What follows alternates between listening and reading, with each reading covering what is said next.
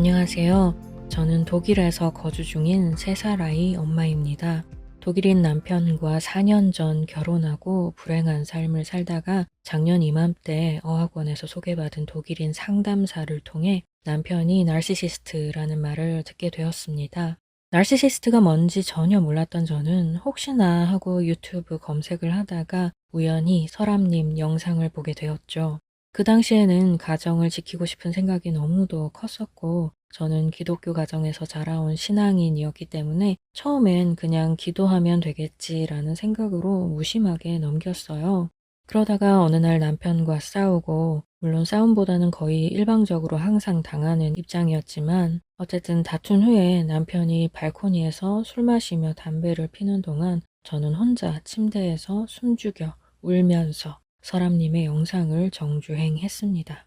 그리고 남편을 고쳐보려고 시도를 했다가 완전히 실패했어요. 제가 너무 조급했고 서툴렀고 그 당시 나르시시스트에 대해서도 제대로 모르는 상태였는데 마음만 앞섰다는 걸 이후에야 깨달았습니다. 한국과 문화도 다른 이곳에서 혼자서 잘 알지도 못한 상태에서 섣부른 시도를 하고 있었던 거죠. 그로 인해 싸우는 횟수가 잦아지고 매일매일 싸워야 했습니다. 저는 싸움을 너무 싫어하는 성격이라 주로 피하는데도 제가 그만하고 싶다고 다른 방으로 도망가면 그 사람은 따라와서 저에게 마구 소리를 질렀어요. 제가 어학원에 가거나 하면 메시지 폭탄이 쏟아졌고 차단을 하면 온갖 방법을 동원해서 다른 메신저로 문자를 보내더군요. 거기다 남편은 의처증이 심해서 자꾸만 이상한 행동을 반복했습니다. 매일 퇴근 후 집에 오면 집안의 온갖 문들을 다 열어서 그 안에 누가 있는지 확인을 하고 침구류에 코를 갖다 대고 냄새를 맡으며 남자 냄새가 난다고 한다든지 베이비캠으로 회사에서도 저를 감시하고 있다가 제가 아이랑 장을 보러 나가거나 산책이라도 나가면 어떤 남자를 만나러 가냐며 저에게 메시지를 보냈습니다. 그리고 언제 집에 돌아오냐, 왜 이렇게 오래 걸리냐 등등 늘 저를 통제하고 감시하고 이런 일들이 너무 많아서 다 적기도 힘드네요. 정말 이건 당해보지 않은 사람은 절대로 이해할 수 없는 고통입니다. 매일매일 하루에 몇 번이나 이런 걸 당하면 정말 사람이 돌아버릴 것 같아요. 저는 원래 소리를 잘 지르지 않던 사람이었고 웬만하면 그냥 참고 넘어가야지 하며 그렇게 싸움을 피하는 성격이었습니다. 그런데 싸움을 피할 수 없게 만드니 고분고분하고 조용한 성격이었던 제가 소리를 지를 수밖에 없게 되더라고요. 매일 반복되는 싸움과 남편의 비난에 저는 더는 참을 수 없는 상태가 되었고 제가 미쳐간다는 느낌이 들었습니다. 그 당시 아이는 너무 어렸고 아이 때문에 지키려 했던 가정이었는데 이후에는 도리어 아이 때문에 안 되겠다는 생각에 이혼을 결심하게 되었어요. 아이 앞에서 소리치며 싸워야 하는 상황까지 가게 되니 더 이상은 버틸 수 없다는 결론을 내리게 되었습니다. 그렇게 이혼을 생각하고 나니 더 이상 남편과 잠자리를 하고 싶지 않았고 잠자리를 피하기 시작하자 몇 주 뒤 남편은 저 몰래 변호사를 만나고 나쁜 계획을 꾸미기 시작했습니다. 사실 이 사람은 섹스에 중독된 사람처럼 보였습니다.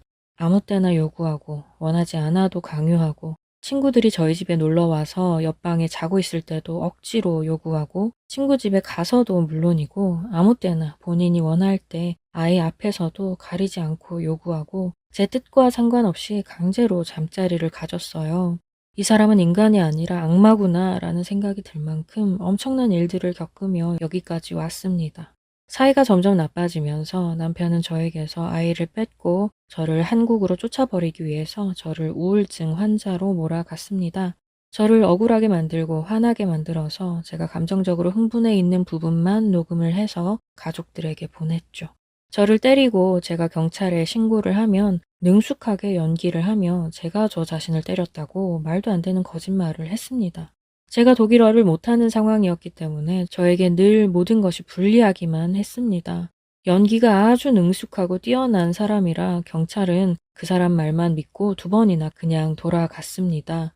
이미 그 사람 가족들은 저에게 완전히 등을 돌린 상태였고 제가 폭력을 당한 후 시어머니에게 도움을 청했을 때 그녀는 저보고 잘못한 걸 깨달으라며 저를 가스라이팅 했죠.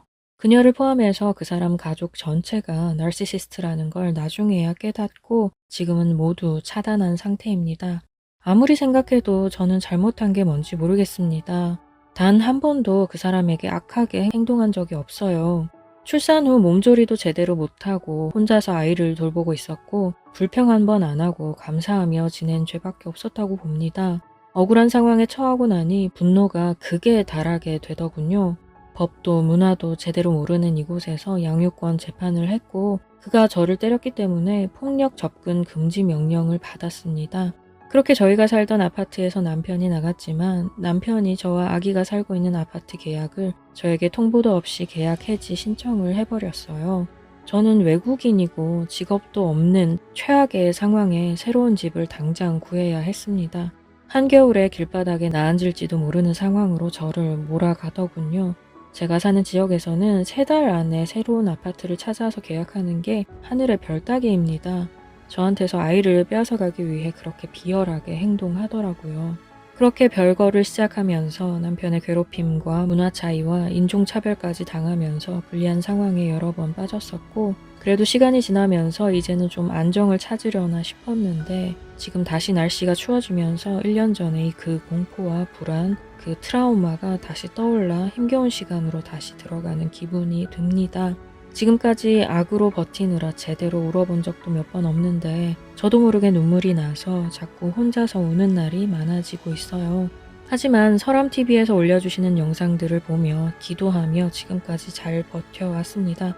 독일 법 때문에 지금까지도 아이 문제로 남편과 연락을 주고받아야 하는 상황에 남편이 자꾸 만남을 유도하지만 저는 대면은 절대로 거부하고 있어요.